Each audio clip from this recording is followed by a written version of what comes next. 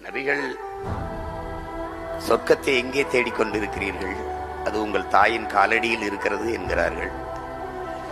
Abraham Lincoln சொல்றார், நான் இதுவரை பெற்ற வெற்றிக்கும் இனிமேல் பெறப்போகிற வெற்றிக்கும் காரணம் என் தாய் தான் என்று சொல்றார் ஆபிரகாம் லிங்கன். உலகத்தின் ஒட்டுமொத்த செல்வத்தையும் ஒரு தட்டுல வச்சு ஒரு தாயின் பேரன்பை ஒரு தட்டுல வச்சா அந்த தாயின் பேரன்பு இருக்கிற தட்டு தாண்டா தாழ்ந்து இருக்குங்கிறான்.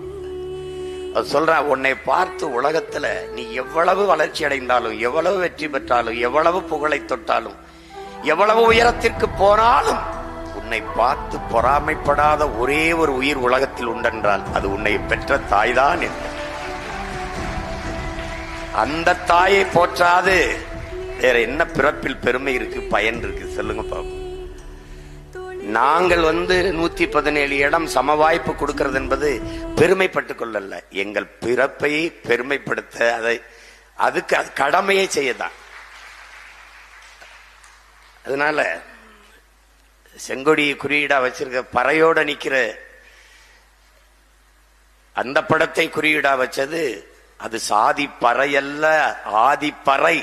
அதை அடித்து பகை முகத்தில் அறை என்பதை சொல்வதற்கு தான் அதை வச்சிருக்கு. ஒரு வீர மரத்தி அண்ணன்மார்கள் 3 பேர் உயிரை காக்க தன்னுயிரை கொடுத்தவள், தனலுக்கு தன்னுடலை தின்ன கொடுத்தவள்.